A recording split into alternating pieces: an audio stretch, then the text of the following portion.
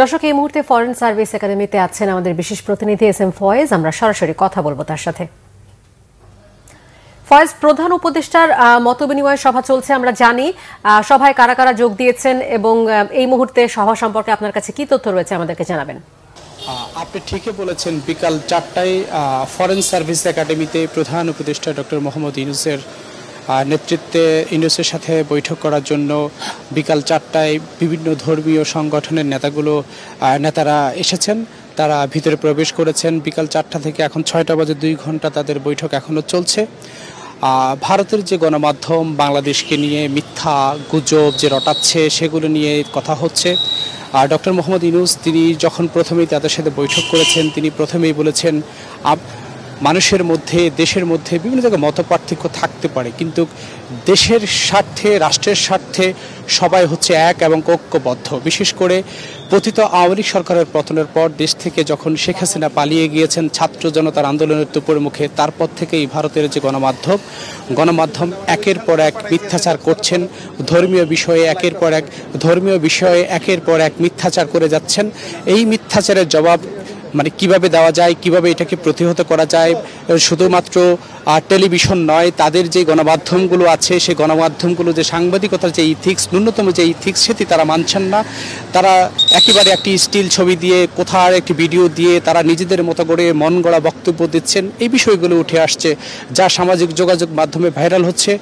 ধর্মীয় নেতারা বলছেন বা রাজনৈতিক দলের নেতাগুলো বলছেন যে ভিও বাণিজ্যের জন্য বা সাম্প্রদায়িক যে দাঙ্গা সেটি উস্কিয়ে দেওয়ার জন্য এই ধরনের কাজ ভারতীয় গণমাধ্যমগুলো করছেন। সেই বিষয়ে তারা একেবারে সবাই সচেতন, সতর্ক রয়েছে। আজকে 3য় দিনের মতো বৈঠক চলছে।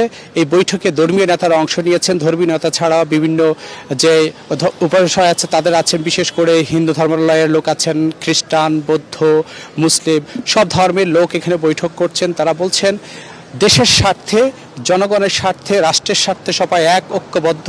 এই ঐক্যবদ্ধভাবে যে দেশের বিরুদ্ধে যে অপপ্রচার চালাচ্ছে সেটাকে প্রতিহত করা হবে, যাতে করে বাংলাদেশকে নিয়ে কেউ কোনো ধরনের অপপ্রচার না করতে পারে।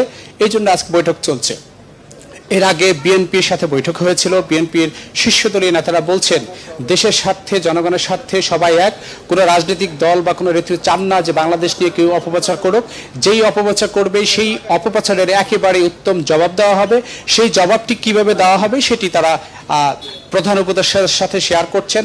প্রধান উপদেষ্টা এও বলছেন বিভিন্ন বিষয়ে মতপার্থক্য থাকতে পারে, রাষ্ট্রের স্বার্থে, জনগণের স্বার্থে, সবার স্বার্থে আমরা এক, আমরা ঐক্যবদ্ধভাবে কাজ করব। আমরা এই যে ধর্মীয় যে বিষয়গুলো আছে সেগুলো নিয়ে যদি কোনো ধরনের ভুল বা কোনো ধরনের সমস্যা থাকে সেটি আমরা আলোচনার মাধ্যমে সমাধান করতে পারবো। কিন্তু একটি দেশ একেবারে ইচ্ছাকৃতভাবে বাংলাদেশের পিছনে লেগে যেভাবে ধর্মীয় উস্কানি দিচ্ছেন বা যেভাবে দিচ্ছেন, এটি আসলে খুবই খারাপ একটি কাজ করছেন। তাদের বিষয়ে যে প্রতিবাদ করা হচ্ছে বা বিভিন্ন প্রেস রিলিজ দেওয়া হচ্ছে সেই বিষয়গুলো নিয়ে আলোচনা হচ্ছে। কিছুক্ষণ পরে যখন ধর্মীয় নেতারা বের হবেন প্রধান উপদেষ্টার সাথে কথা বলে, আমরা তখন গণমাধ্যম কর্মীরা বিস্তারিত বাংলা বিষয়ের দর্শকদেরকে জানাতে পারবো যে আসলে কি নিয়ে বৈঠক হয়েছে, কেন, কি আসল বিষয়, সবকিছু নিয়ে আমরা তখন খোলাসা করে কথা বলতে পারবো। এ ছিল আমার কাছে এখানকার সর্বশেষ তথ্য। ধন্যবাদ। এস.এম. ফয়েজ জানাচ্ছিলেন ফরেন সার্ভিস একাডেমি থেকে।